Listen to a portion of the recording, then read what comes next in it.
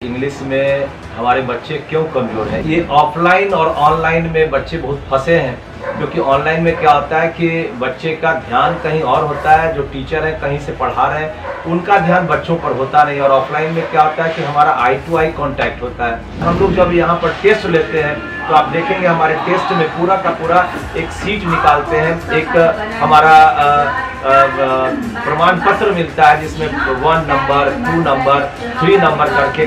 हाँ, इस तरह से बच्चों को क्या होता है कि मन लगने लगता है और लगभग 6 महीना में वो इंग्लिश सीख जाते हैं और अपने एग्जाम का क्वेश्चन बनाने के लायक बन जाते हैं। तो जब हम ठानते हैं तो जीतते हैं, इसलिए ठानना सीखिए, आप जीत जाएंगे।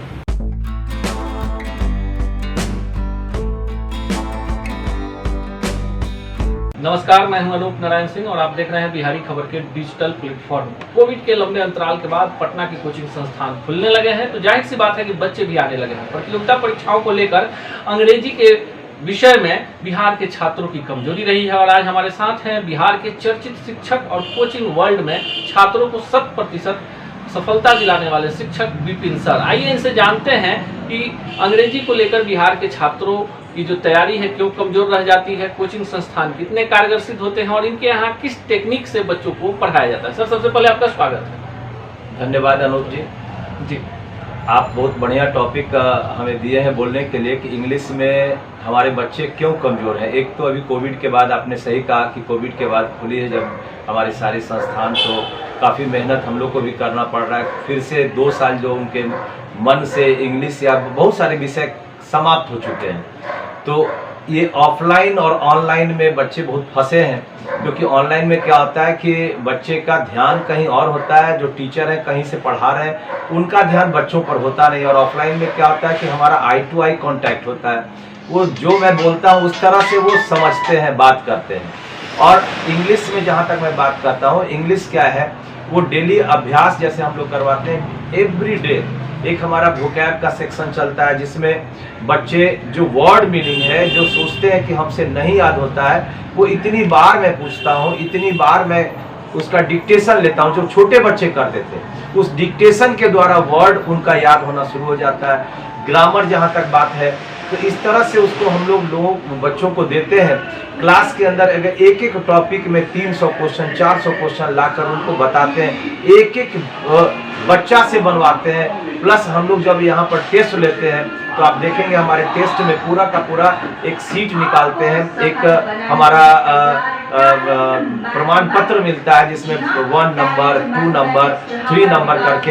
हाँ, इस तरह से बच्चों को क्या होता है कि मन लगने लगता है और लगभग 6 महीना में वो इंग्लिश सीख जाते हैं और अपने एग्जाम का क्वेश्चन बनाने के लायक बन जाते हैं। और मैं क्लास में यही कहता हूँ कि टीचर का स्टैंडर्ड तो यही है ना कि आप सबसे बढ़िया यही है कि आपका क्वेश्चन बनने लगे। क्वेश्चन खूब बढ़िया से बनता है। अभी हमारा एक क्लास आने वाला है, नया बैच भी है 7 मई से 2022 से। मैं समझता हूँ कि इतनी चीज़ मैं उसमें देने वाला हूँ जिससे कि आने वाला 2022 कोविड के बाद का पहला ऐसा हमारा बैच होगा जिसमें लोग एग्जाम देकर अपने आप को सिद्ध कर सकते हैं। जो भी प्रतियोगिता परीक्षाएं होती हैं, चाहे वो बैंकिंग हो, रेलवे हो या अन्य प्रतियोगिता परीक्षाएं, बिहार के छात्र गणित और अन्य विषयों में तो कठिन परिश्रम के बल पर सफलता प्राप्त कर लेते हैं।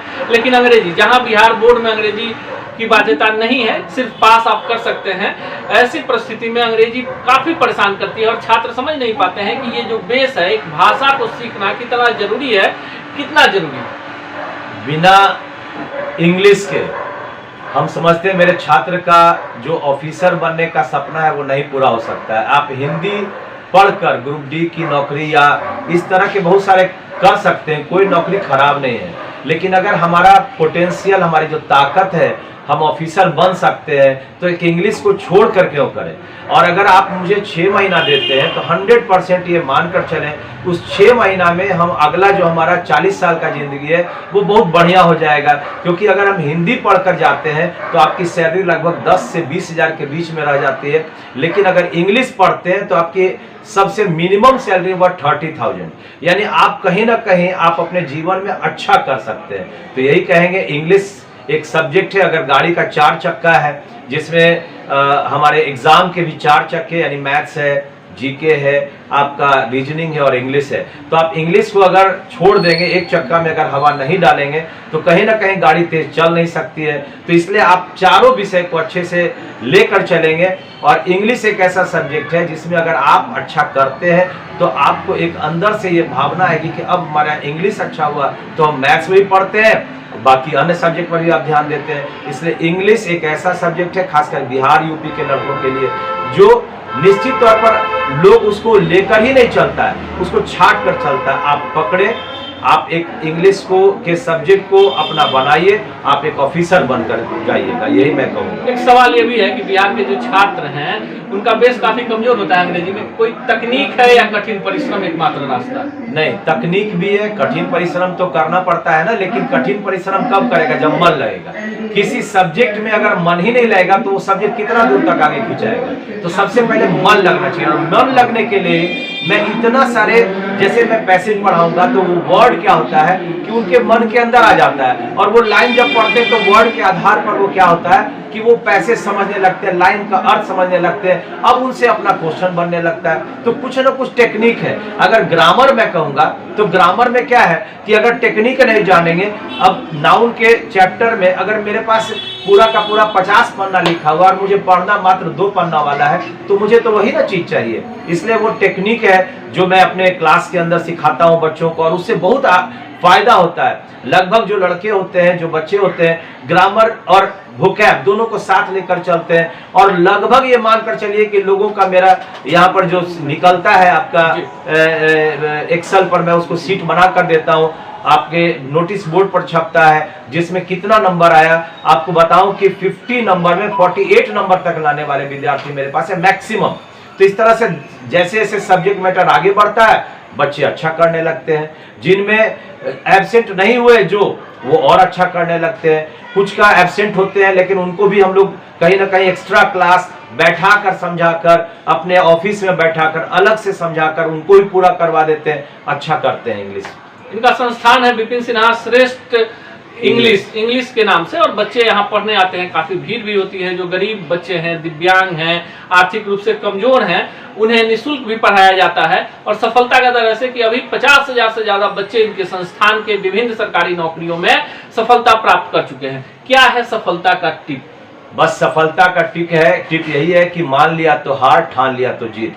अगर हमने ठाना तो हम भी यहाँ तक इतने बच्चों को पढ़ा रहे हैं, और हम अपने स्टूडेंट को यही समझाते हैं कि आप भी ठानो, मानो नहीं, ठान लो, मैं ये काम कर दूंगा। इंग्लिश जो कमजोर है, उस कमजोरी को बार बार कहने से तो और कमजोरी हो जाएंगे। उसी इंग्लिश के द्वारा हम ऐसे एग्जाम में जाकर उस ऑफिसर ग्रेड के एग्जाम को क्यों नहीं पास करें? तो जब हम ठानते हैं तो जीतते हैं। इसलिए ठानना सीखिए, आप जीत जाएंगे।